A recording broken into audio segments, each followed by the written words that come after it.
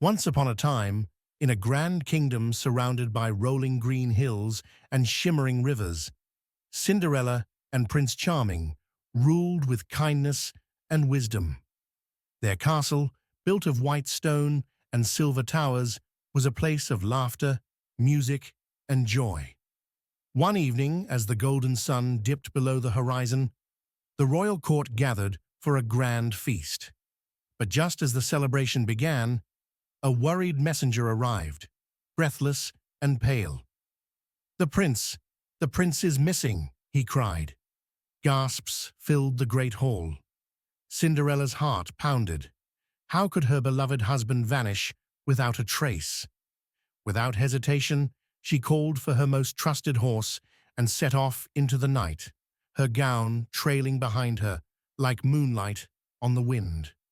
With a lantern in hand, she rode through the darkened forest, calling his name. Deeper into the woods she went, where the trees whispered secrets and the stars blinked like watchful eyes. At last, she came upon a small cottage with smoke curling from its chimney. Inside sat an old woman with kind, twinkling eyes. "I have seen your prince," the woman said. "He was taken by the enchanted river, where lost things are found but never returned." Cinderella's heart ached. She had heard the legend, the river that carried away those who wandered too close, never to be seen again. But she refused to give up. "Tell me how to find him," she pleaded. The old woman handed her a silver thread. "Follow this, and it will lead you to the river.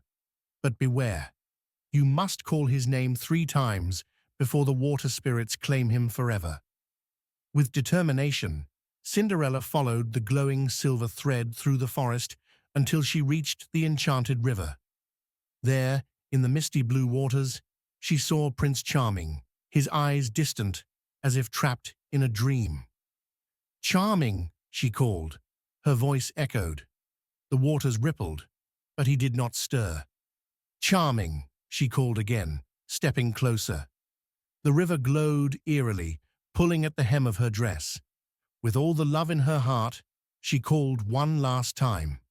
"Charming, come back to me." The spell broke. The prince blinked, as if waking from a deep sleep, and stumbled forward into her arms. The river let out a sigh, its magic fading into the night. Hand in hand, they rode back to the castle, where the people rejoiced at the prince's return.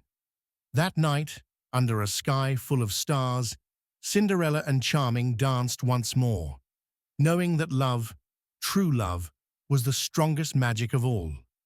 And so, they lived happily ever after.